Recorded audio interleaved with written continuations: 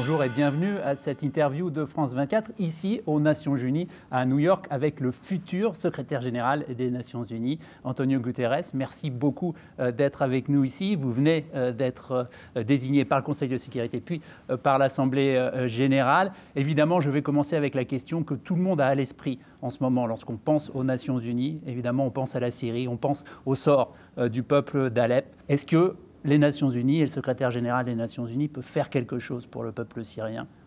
Je ne suis pas encore le secrétaire général. Il y a un secrétaire général et il conduit un certain nombre d'initiatives diplomatiques dans ce domaine. Je crois que la Syrie doit être pour nous tous une priorité. Premièrement, il y a une dette vis-à-vis de la générosité du peuple syrien. Quand j'étais haut commissaire des réfugiés, avant la crise syrienne, il y avait à un moment donné plus de 2 millions de réfugiés irakiens en Syrie.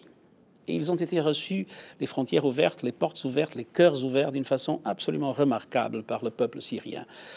Alors ce peuple qui donnait... D'ailleurs, les Palestiniens avaient en Syrie aussi le plus haut niveau de droit de toute la région. Alors ce peuple ne mérite pas cette situation. Ce peuple mérite la solidarité de la communauté internationale et il faut tout faire pour que cette guerre puisse terminer. L'actuel secrétaire général des Nations Unies l'a dit souvent, il a exprimé sa frustration vis-à-vis de l'attitude notamment des grandes puissances et des membres permanents du Conseil de sécurité, en disant que tout était bloqué, que c'était une histoire d'égo, qu'on n'essayait pas de se préoccuper du sort du peuple syrien, mais qu'au contraire, on essayait de régler des comptes, de mener des guerres à distance, finalement. Qu'est-ce que vous, en tant que secrétaire général, vous serez capable de faire pour essayer de faire en sorte que ces grands du monde se parlent et n'essaient pas de se faire la guerre à distance? C'est évident que le secrétaire général des Nations Unies n'a pas le pouvoir d'arrêter une guerre. Il n'a pas une armée capable de faire quoi que ce soit dans cette situation. Non.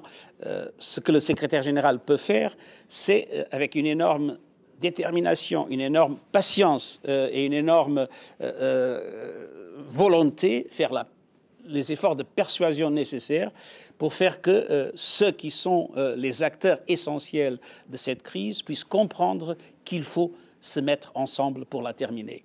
Et ça, c'est un travail qui n'est pas facile. Ça, c'est un travail qui prend du temps.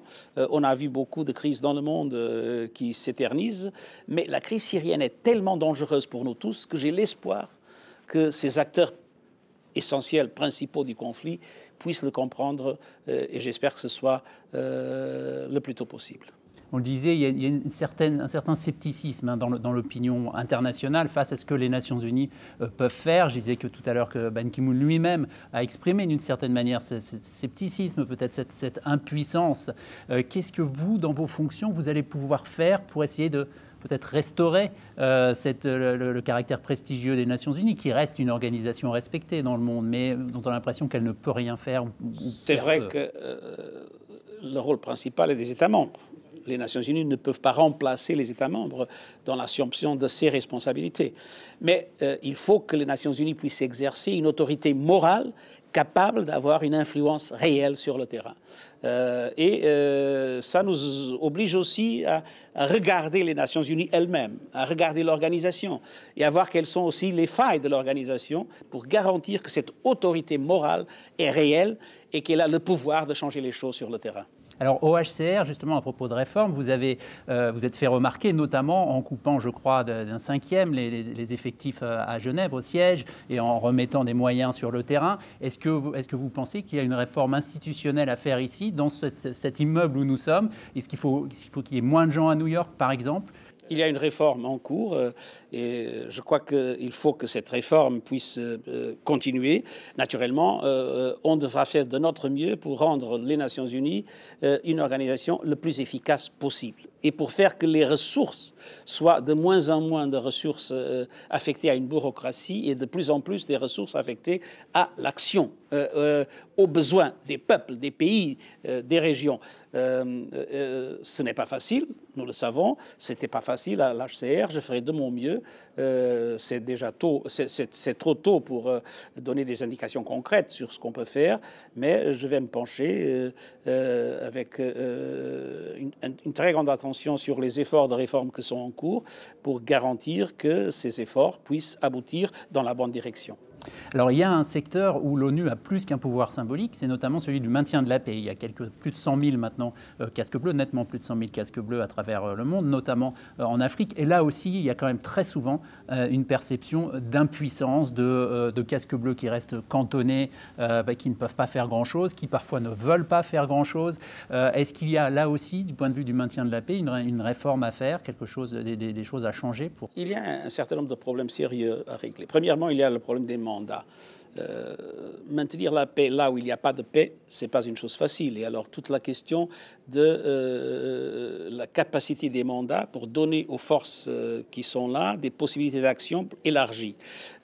En même temps, en sachant qu'il faut garantir que les Nations Unies gardent son impartialité. Et tout ça crée des contradictions qui sont difficiles à résoudre, mais qui exigent une grande intelligence et un grand savoir-faire dans chaque situation concrète. Et après, le plus important, c'est garantir l'autorité morale de ces forces. Et là, il y a un travail à faire. Nous avons assisté à des violations graves des droits de l'homme faites par des forces onusiennes elles-mêmes. Il faut travailler d'une façon très sérieuse avec les États membres et avec l'organisation pour garantir que l'impunité ne puisse pas triompher dans ces situations et que quand les gens voient un drapeau bleu, les gens puissent se sentir effectivement protégés. Mais cette impunité, elle a été de règle, hein, finalement. Elle l'est encore. Il y a beaucoup de gens qui n'ont pas été punis ou qui sont renvoyés dans leur pays sans qu'on n'entende jamais parler des suites judiciaires. Qu'est-ce que l'institution peut faire face à des États qui veulent protéger leurs hommes, qui veulent protéger leurs troupes face à des mises en cause? Je crois que là, il y a un travail très important de plaidoyer avec les chefs des États concernés pour garantir qu'ils comprennent que c'est l'honneur de leur pays qui est aussi en jeu. Que finir cette impunité, c'est quelque chose qui donnera du prestige aux pays qui sont capables de démontrer que leurs soldats, quand ils sont des soldats des Nations Unies, sont aussi responsables et que s'il y a des violations graves qu'ils puissent faire, le pays lui-même assume la responsabilité de les punir. Ça, c'est un effort qu'on doit faire. Et en même temps, il y a un certain nombre de mécanismes qu'on doit discuter avec les États membres pour augmenter l'efficacité de cette accountability. Disons, une des questions importantes que le Conseil de sécurité a déjà décidé, c'est que le secrétaire général a le droit de renvoyer des troupes qui ne soient pas capables de garantir le respect effectif des droits de l'homme dans des circonstances concrètes d'un pays là où une force de paix existe. Un des problèmes des casques bleus, c'est que justement, les pays, disons, qui ont les forces militaires les plus aptes, les mieux formées, etc., en général, ne veulent pas donner de troupes. Les Occidentaux ne donnent pas de troupes. Les pays riches, en général, donnent très peu de troupes aux casques bleus. On se retrouve avec donc une économie où ce sont des pays plus pauvres qui envoient des troupes partiellement pour financer leurs armées, avec donc un niveau qui est en général considéré comme plutôt faible. Est-ce que vous allez trouver les mots pour convaincre les pays riches de contribuer plus de troupes que ce n'est le cas aujourd'hui? Je l'ai déjà dit plusieurs fois. Je crois qu'on est allé trop loin dans cette distinction entre contributeurs de troupes et contributeurs d'argent. Je crois que de plus en plus des pays développés doivent participer avec des casques bleus dans les missions de paix. Il y a déjà un petit mouvement dans cette direction et ce mouvement est essentiel. Et en même temps, il faut trouver des mécanismes de coopération triangulaire entre Nations Unies, pays contributeurs de troupes et autres pays capables de fournir et les équipements et l'entraînement et les mécanismes de contrôle,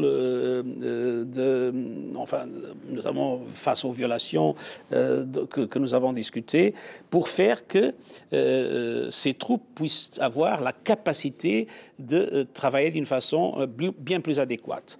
Mais je dois rendre hommage aux soldats de la paix. Et je me rappelle, j'ai été à Mogadiscio 3 fois. Et les 3 fois, j'ai vu les troupes qui n'étaient pas des troupes onusiennes, c'était des troupes de l'Union africaine, qui combattaient là, parce que là, ce n'était pas une opération de manutention de la paix, c'était une véritable opération d'imposition de la paix. Ils combattaient dans des circonstances particulièrement dures. Ils n'avaient pas d'hélicoptères, ils n'avaient pas d'équipement de vision nocturne. Ils avaient des véhicules qui sont des véhicules d'il y a 30 ans. Ces gens-là étaient en train de défendre notre sécurité collective dans des circonstances particulièrement démunies. Alors, il faut que la communauté internationale, pour exiger un comportement impeccable de ces soldats de la paix, il faut que la communauté internationale puisse faire un investissement sérieux pour que ces soldats de la paix aient les conditions pour opérer d'une façon adéquate. Juste pour terminer, vous avez été, une question un peu plus personnelle, vous avez été Premier ministre du Portugal, vous avez eu déjà un job important aux Nations Unies, à la tête du HCR, vous prenez maintenant le job, le boulot, le travail qui est considéré, le poste qui est considéré comme un des plus difficiles, un travail impossible, on dit certains, y compris certains qui ont occupé cette fonction. Qu'est-ce que vous venez faire dans cette galère, comme on dit en français? Pourquoi? Quelle est votre motivation? Pourquoi vous avez voulu vous présenter à ce poste? J'étais toujours un homme du service public et j'ai eu une énorme chance dans ma vie. Mes parents m'ont donné la meilleure éducation qui était disponible au Portugal.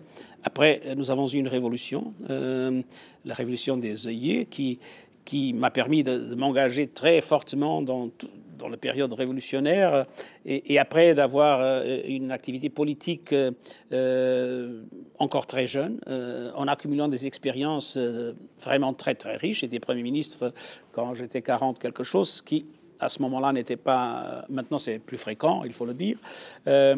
Après j'ai eu cette chance incroyable de 10 ans en travaillant avec les situations les plus dramatiques, avec les gens les plus vulnérables dans le monde. Et c'est un privilège énorme. Alors, je crois que j'ai le devoir, en ayant accumulé toutes ces expériences, c'est un peu la parabole des talents, de mettre ça au service de la communauté internationale. Et c'est aux Nations Unies que ce service, à mon avis, peut être plus utile.